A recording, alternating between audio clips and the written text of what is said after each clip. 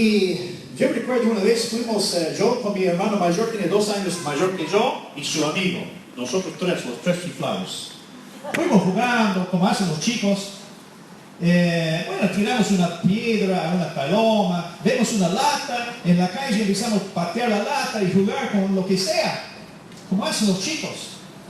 Y después mi hermano no quiso que yo acompañaba a él y su amigo, y dice, no, usted un bebé va a llorar, no, yo quiero ir con ustedes, yo soy igual como ustedes, así que yo gané su confianza.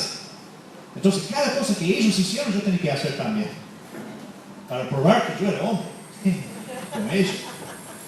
Y tomaba la decisión de tomar un camino corto para llegar a casa. ¿Ustedes alguna vez han tomado un camino corto que después no era tan corto? Estamos caminando como siempre por los rieles del ferrocarril. Y llegamos a un puente. Y ese puente tiene como 50 o 60 metros y abajo del río. Como 20 metros de caída al río. Y bueno, ellos dicen, vamos a cruzar el puente. Pero no hay ripio entre ahí, las traviesas del ferrocarril. Está abierto ahí, se ve el agua ahí abajo y se hace marear uno. Pero mi hermano estaba dominando bien la cosa y su amigo también dice, bueno, yo puedo hacerlo. Es peligroso, ¿no? Y olvidamos poner la oreja al río para ver si venía de la parte de hielo. Y justo hay una curva, antes de que entre en nuestro pueblo, hay una curva en el ferrocarril. Y a mitad del puente apareció la parte de hierro, llevando como 25 furgones cargados a toda velocidad, sonando con su bocina y con la luz grande, el faro ahí adentro. Imposible, ¿de dónde apareció? Porque no había evidencia de ningún tren cerca. Y ahí estamos en medio del puente y no había tiempo para volver al inicio del puente ni llegar a la cabeza. Vamos a enfrentar el tren a mitad del puente. Si quieren escuchar la conclusión de la historia, les invito a venir la semana que viene. No.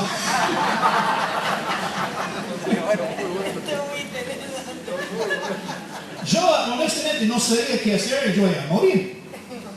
Pero mi hermano era como Indiana Jones, antes que existía Indiana Jones. Mi hermano era un tipo de Indiana Jones que siempre buscaba la aventura.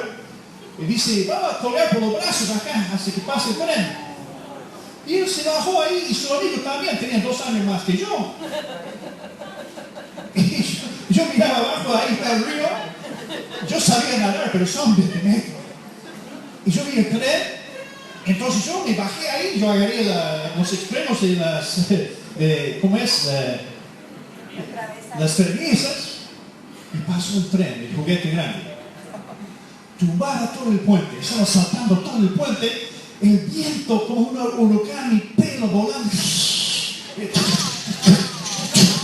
Yo miraba abajo, el río está ahí, el tren está pasando. Yo no podía soltar las traviesas porque estaba petrificado. No se cansaron mis brazos, que estaban petrificados. Colgado entre el tren y la muerte abajo. Esa es la cara de la muerte. Yo estaba mirando en la cara de la muerte. ¡Qué experiencia! Y al final pasó el tren, se terminó el tren y ya nos subimos ahí y seguimos caminando. Y dijo, no cuentes eso a mamá. Yo no pude hablar. Así que ustedes son privilegiados porque lo que yo les conté ahora, nunca conté a mis padres. Ni una vez. No. Ese es un secreto. Aprendí que el tren no es ningún juguete. Y aprendí que la muerte es la realidad. Se puede enfrentar la posibilidad de morir aún como niño. Y hay que pensar en la resurrección, ¿no? Hay que tener la esperanza de algo más allá, porque la muerte ya está a la vuelta a veces. Antes de cruzar el puente, es recomendable poner la oreja. Y a ver, y antes de enfrentar la muerte, es recomendable poner la oreja sobre el mensaje del Evangelio, escuchar lo que dice el Evangelio antes de enfrentar la muerte, porque ahí está la respuesta de la resurrección. ¿Encontraron esas imágenes o fotos? Porque vamos a ver algo que hicieron mis antepasados, porque mi apellido es Kinney, es de Irlanda, y yo encontré en internet. Otra foto antes de eso que muestra, hay un monte, hay una cosa de otro panorama. Ahí está. Mira el tamaño de esa semejante construcción en Irlanda, cerca de un río. Ha sido restaurado por los arqueólogos, fue descubierto en ese campo ahí. Es enorme de grande. Es una tumba. Bueno, hay varias tumbas ahí adentro, pero esa construcción es tan antiguo, tiene más de 5,000 años de antigüedad. Imagínense, 5,000 años. Alguien edificó eso, pero mira, la próxima, ¿cómo es? Sí, se llama Newgrange.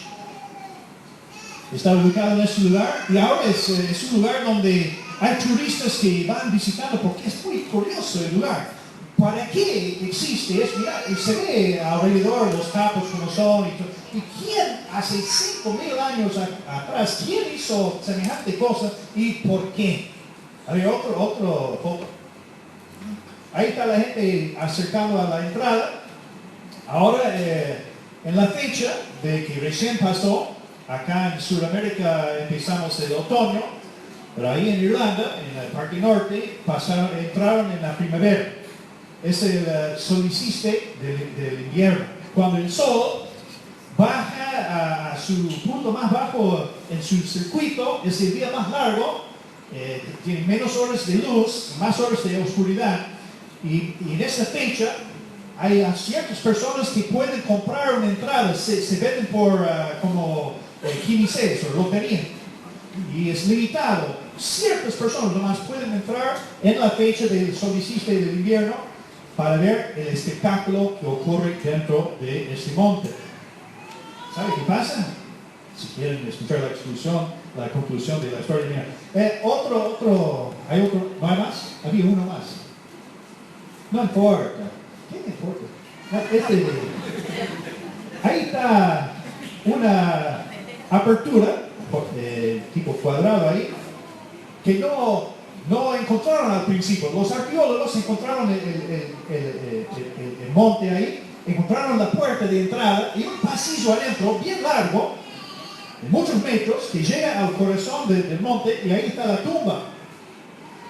Y después no entendieron el significado, ¿no? Es como una pirámide, tipo algo muy antiguo. Pero después limpiaron un poco más, sacaron más tierra y descubrieron la ventanita ahí arriba de la puerta, ese ventanita, y dicen, ¿para qué? ¿Qué función cumple la ventana? ¿Por qué han puesto la ventana?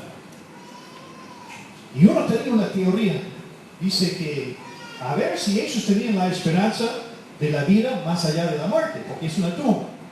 Dice, ¿cómo? Vamos a hacer la prueba, en el día de solsticio de invierno, vamos a ver si la luz del sol entra en este pasillo.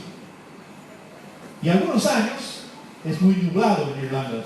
Hay años que no se puede probar el experimento, pero un día, ahí está la otra foto, mira, la luz del sol justo entra en el pasillo y alumbra todo el pasillo adentro y llega y toca justo una imagen que han puesto ahí sobre la tumba. Es una maravilla de la ingeniería que habían entendido ellos 5,000 años atrás cómo edificar semejante edificación y apuntarlo justo para que la luz del sol entra en una sola fecha y alumbra el pasillo y toca la tumba, simbolizando la esperanza de la resurrección. ¡Wow! ¡Qué bárbaro! También descubrieron que la tierra no está en el mismo lugar que hace 5,000 años atrás, porque cuando llega la luz del sol, falta medio metro para llegar. Y han calculado el cambio de la inclinación de la Tierra por los 5.000 años, dice que cuando fue edificado funcionó con precisión. Ahora queda cerca, pero no es preciso. Por eso la película de Indiana Jones es falso, porque cuando él pone el palo ese, la luz del sol alumbra en el mapa donde está el tesoro, pero no va a funcionar después de tantos siglos. Es trucho. Pero bueno, está bien, puede poner la luz de nuevo.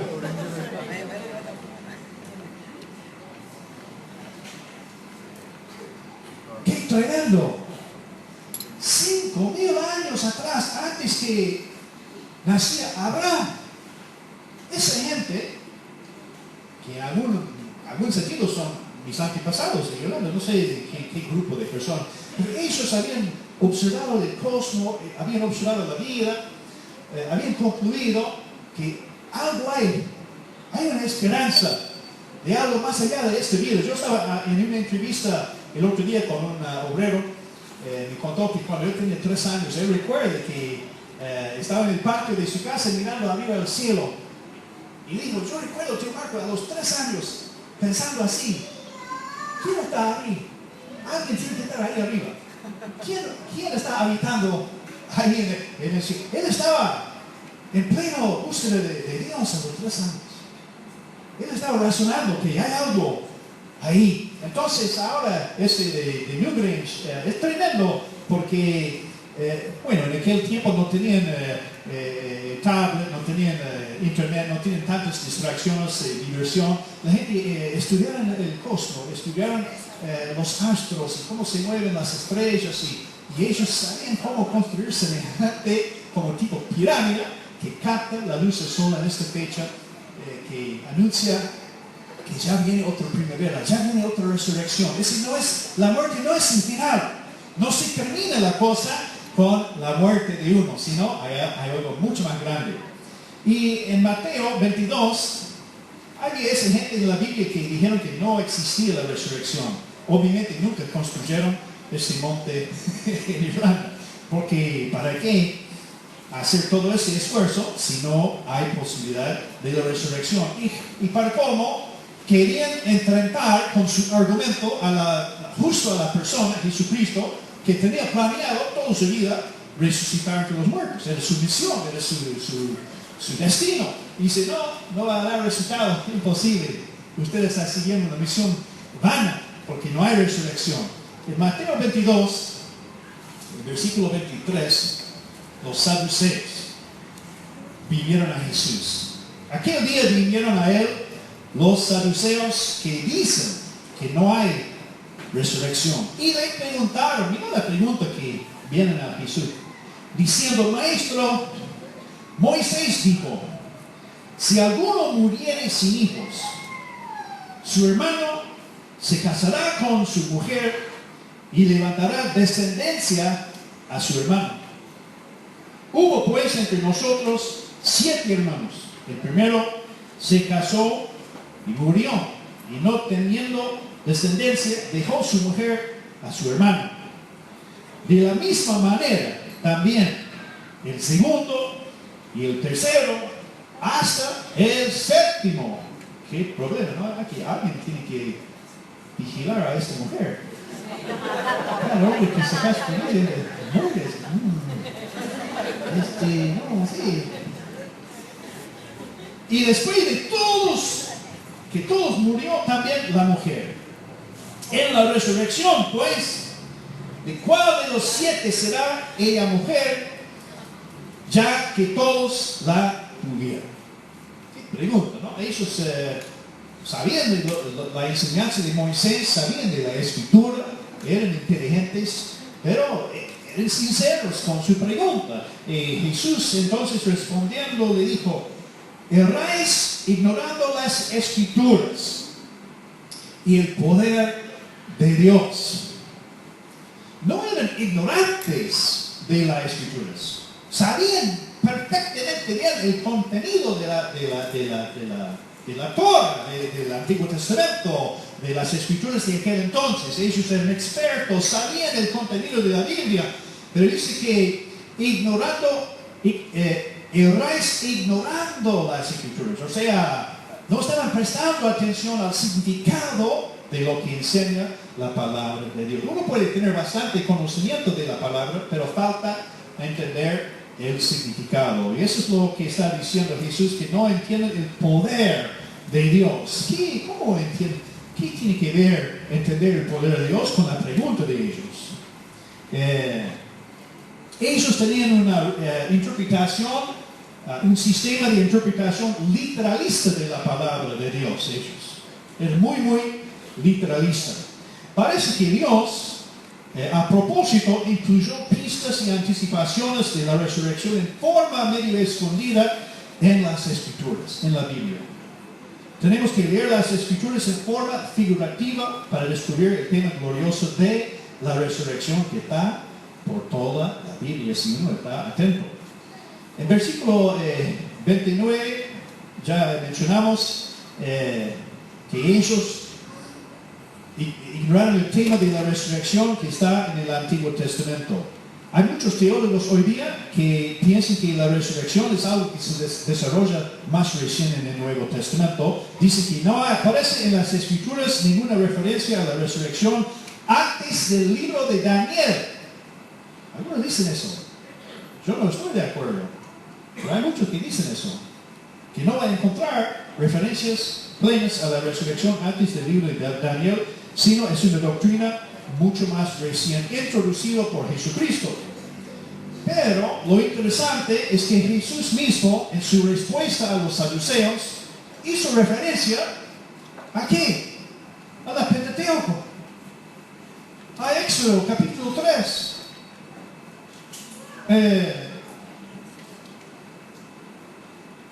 Vemos en la celebración de la resurrección es una reexpresión del cosmovisión antiguo de Israel, muy antiguo, como ese de Irlanda. La gente de los patriarcas bíblicos tenían plenamente una esperanza bien fijada en la resurrección hace siglos y siglos antes que vino el Señor Jesús.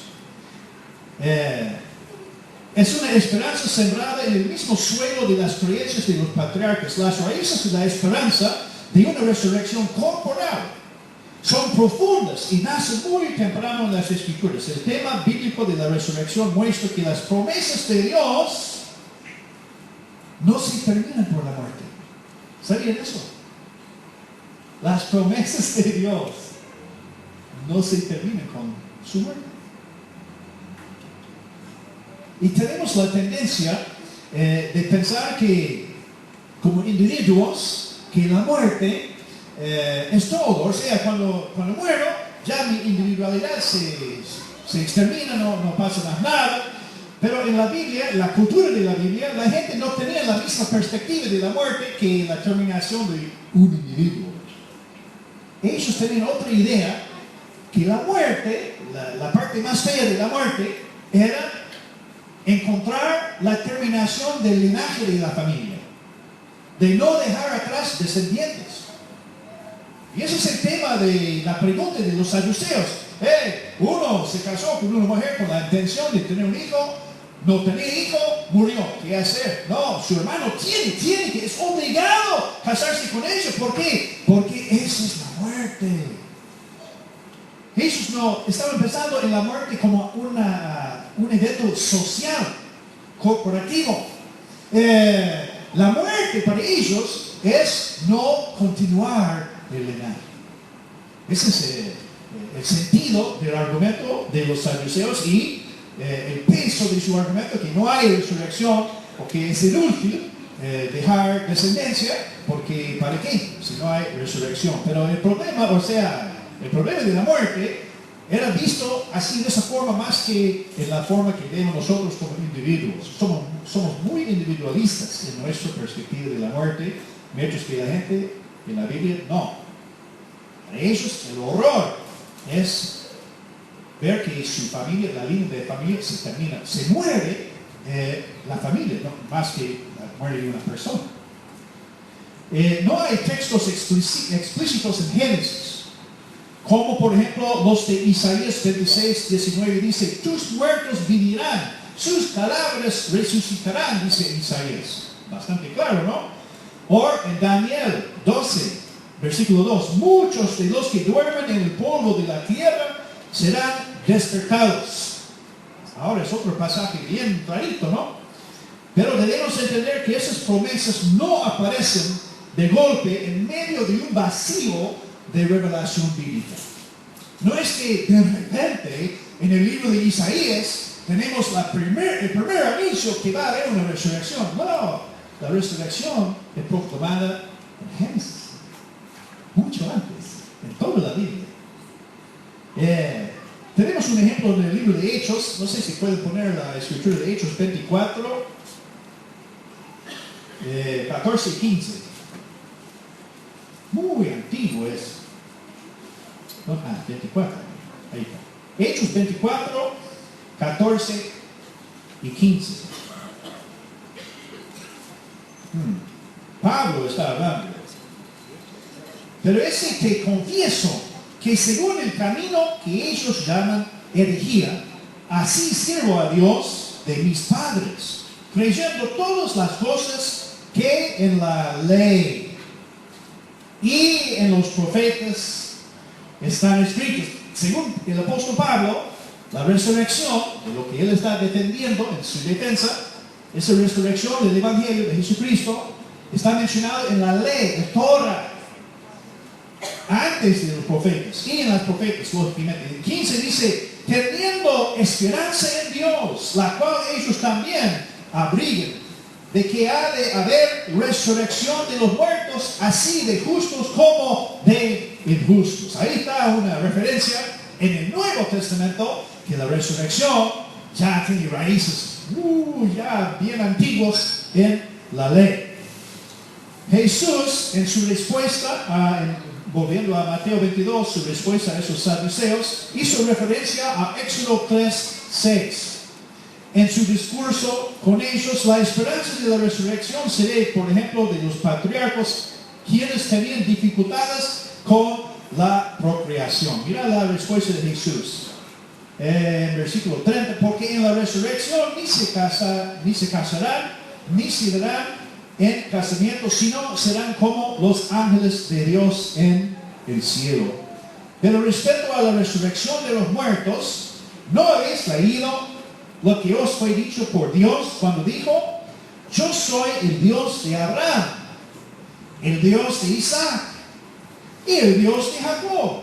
Dios no es Dios de muertos, sino de vivos. Oyendo esto, la gente se admiraba de su doctrina. Pero analizándolo un poco, ese versículo en su superficie realmente no se trata con la pregunta de ellos. No contesta la pregunta. Porque ellos están preguntando cómo va a haber una resurrección del cuerpo. No existe tal resurrección del cuerpo. Y Jesús solamente dijo, no, mira lo que dijo Dios.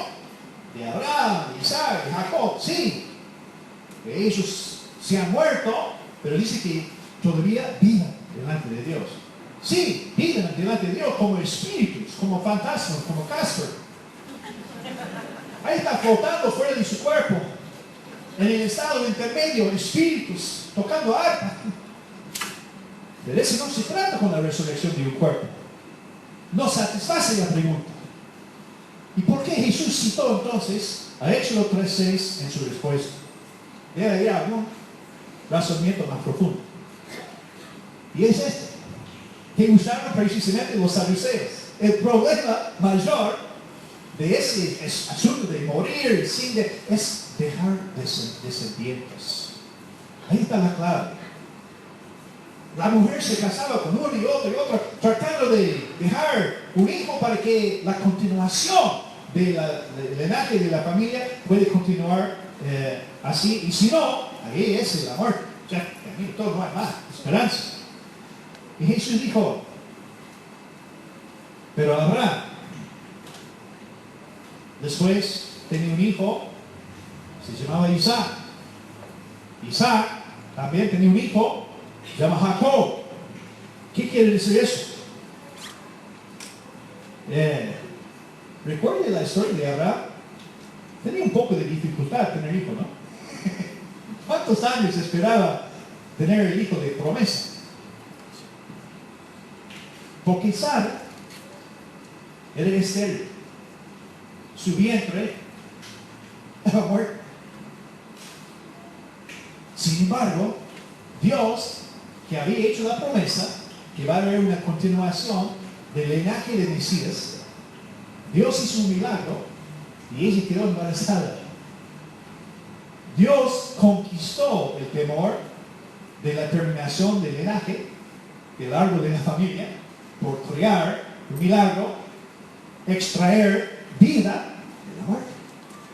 Ese es el testimonio, cómo llegó a existir Isaac, por el poder de Dios. Jesús dijo a los saduceos, y ustedes erráis ignorando las escrituras y no entienden el poder de Dios. Porque la historia de la transmisión de vida de Abraham a Isaac y después, recuerde qué pasó con Isaac. ¿Por qué Isaac tenía que orar para Rebeca, para que ella pudiera quedar embarazada? Se casó con Rebeca y después descubrió que Rebeca aparentemente estaba estéril también. Otra vez, el plan de Dios se frena. Viene la muerte familiar, porque no puede tener descendientes.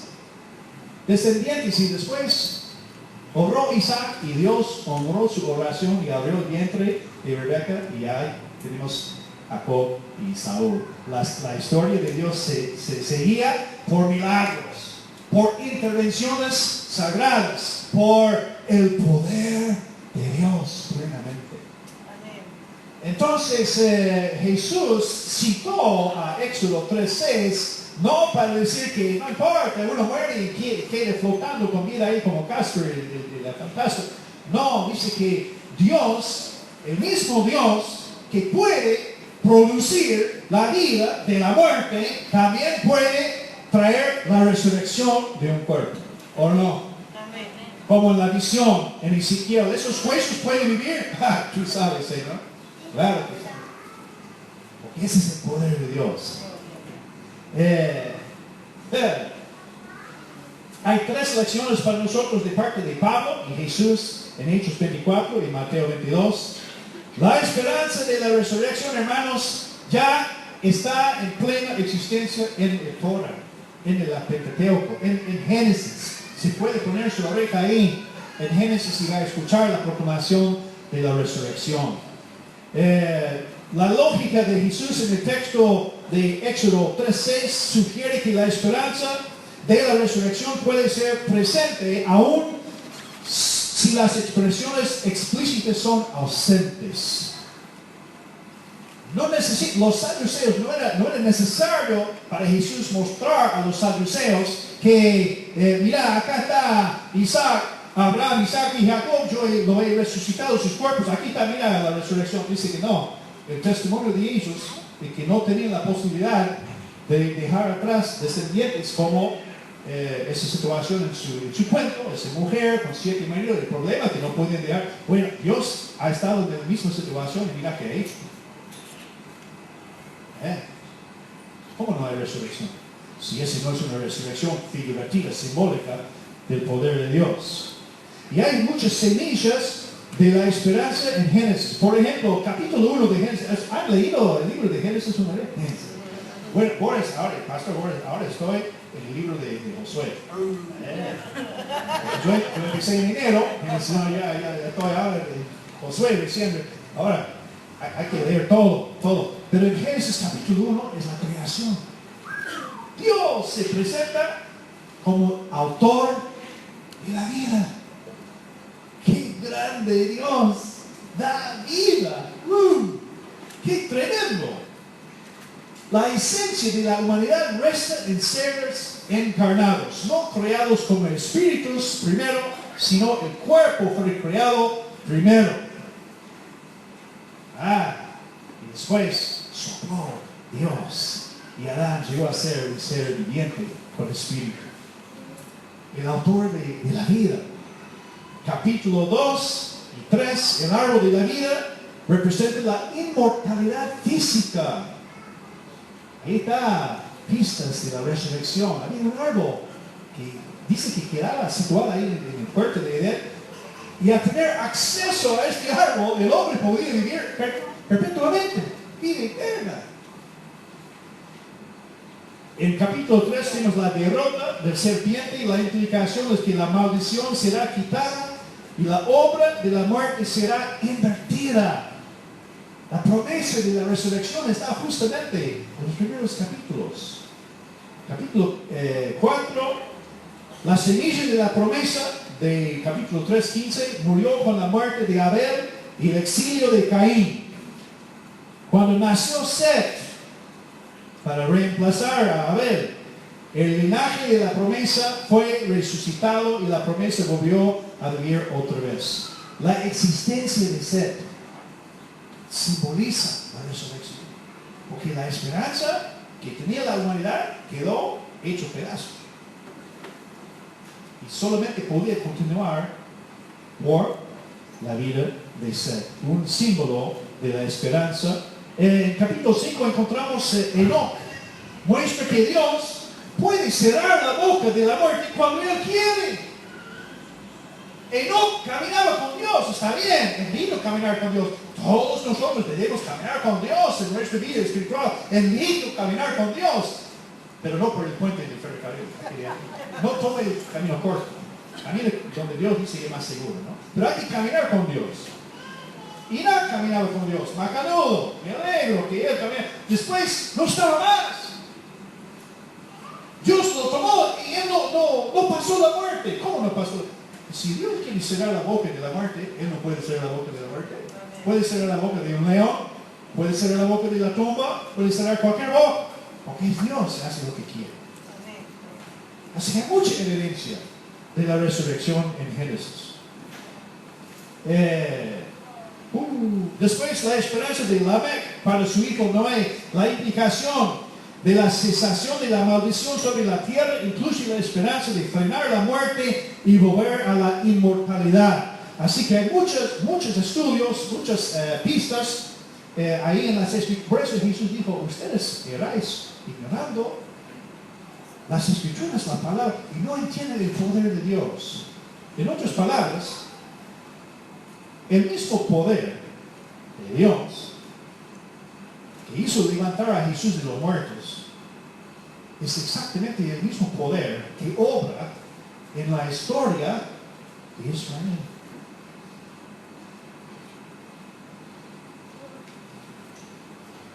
Israel existe apenas, ¿no? Está rodeado de peligro, pero Israel está en el mapa. Es otra evidencia que Dios puede traer la vida de la muerte. Él puede hacer lo que quiere. El diluvio, Génesis capítulo 6, el diluvio representa la recreación del mundo, la tierra 2.0, la humanidad 2.0, porque fue erradicado todo. En el principio las aguas fueron separadas y la tierra aparecía. En el diluvio la tierra se tapa de nuevo de agua. Ups. Esa hermosa creación de Dios, esa hermosa muestra de su poder de poner vida, quedó tapado de agua de nuevo. Todo murió, era el fin. Después el Espíritu se mueve de nuevo sobre las aguas. La tierra aparece de nuevo finalmente. Las plantas vuelven a vivir. La humanidad empieza a multiplicarse de nuevo. Es un cuadro de la resurrección del mundo a nivel del planeta, aunque la maldición del pecado no fue quitada. O sea, mirando el cuadro amplio del Antiguo Testamento, se ve en el drama de la creación, el diluvio, el inicio de la humanidad. Es una resurrección muy grande, hecho por Dios. Aleluya.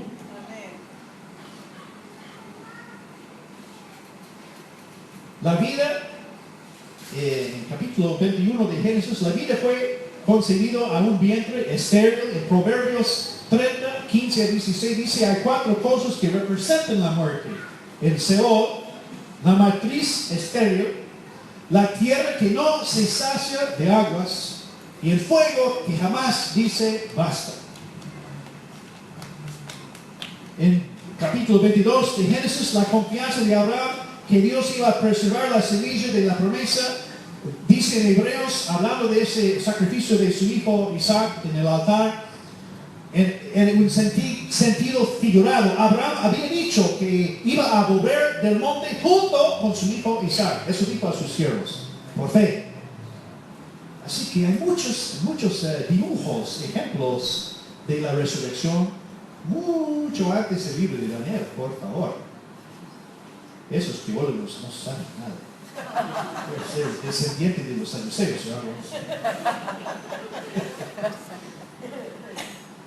capítulo 25. ¿Y por qué los patriarcas y José querían que sus huesos fueran sepultados en Canaán? Por favor. Una vez que uno está muerto, no me molesta más. Bueno, si Pastor Juan me llama y dice, Marco, tengo que hacer otra mudanza. Está bien, Pastor, vamos a hacer mudanza. Pero una vez que muere, si Pastor Marco puede llevar los huesos. No, déjame, Pastor Jonathan. No, es desgraciado. Los huesos no, yo voy a mudar cualquier cosa. No, los huesos.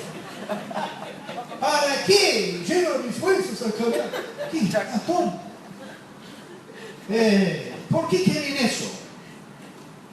Sus instrucciones eran expresiones de su fe. Que aún la muerte no podía prevenir el cumplimiento de la promesa que ellos iban a poseer la tierra prometida. Aleluya.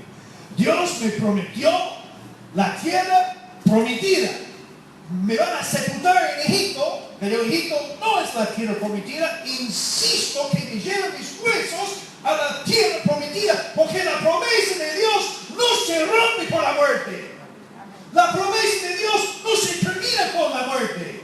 Por fe dijeron esas cosas. Lleven mis huesos, porque yo tengo la promesa de Dios. Yo creo en la resurrección. Aleluya. Qué lindo, ¿no? Menos mal que no llevaron todos los huesos. ¿Cuántos? 130 años de esclavos que habían muerto en Egipto. Es un montonazo de huesos. Pero llevaron los huesos solamente de los que tenían fe. José, Jacob, los que habían dado las instrucciones. ¿Usted ha experimentado la esperanza de la resurrección en su vida? La promesa de Dios, las promesas de Dios no pueden ser destruidas por la muerte, pero tampoco no pertenecen a todos. Solo a los que creen en el Evangelio y el sacrificio de Jesús en la cruz. Las promesas de Dios pertenecen solamente a los que creen, a los que dejen las instrucciones. Ya, llevo mis huesos porque yo tengo la promesa de Dios. Yo no tengo miedo de la muerte porque soy creyente en Jesucristo. Ahora, si usted está aquí en esta tarde, una tarde tan linda, la Pascua, donde anunciamos la esperanza de la resurrección por el poder de Dios, pueden hacer una confesión de fe en esta tarde, recibir ese gran regalo de Dios, que es la resurrección. Puede ser que usted tiene mucho entender de la Escritura, mucho contenido de la Biblia, y usted sabe, conoce. Los saduceos sabían bastante, pero no les servía nada, porque no creyeron en la resurrección. No entendieron ellos que la misma historia de Israel, la historia del Antiguo Testamento, muestra Dios obrando con el mismo poder que usó para resucitar a Jesús de los muertos. Y ese es el mismo poder del Evangelio que puede transformar su vida. Dios puede tocar su vida ahora con poder. Los saduceos no entendieron el poder de Dios, y Jesús usó interesantemente un pasaje bien antiguo del Antiguo Testamento, Éxodo 3:6, para hablarles de la base teológica de la resurrección, porque el poder de Dios que estaba obrando ahí en la transmisión de vida de Abraham y su esposa Esther a su hijo Isaac, después a los otros patriarcas, todo ese drama de los siglos fue realizado por el mismo poder que resucitó a Jesucristo de los muertos en este día tan glorioso. Así que nos ponemos de pie en la terminación del mensaje de Dios. No sé si habrá, Pastor Boris preguntaba si había gente de visita nueva, no sé. Puede ser que haya alguien acá que no conoce al Señor como su Salvador. Pero como hemos mostrado por las fotos de ese lugar en Irlanda, hay gente muy antigua que habían confiado en algo más allá de esta vida. Quizás no sabían con precisión de Jesucristo, pero mostraron esa gran esperanza que está en cada persona, para saber que uno puede tener seguridad más allá de la tumba, de la muerte, porque Jesús vino para darnos, amén, por el gran poder de Dios, la esperanza de la vida eterna en la resurrección. Aleluya.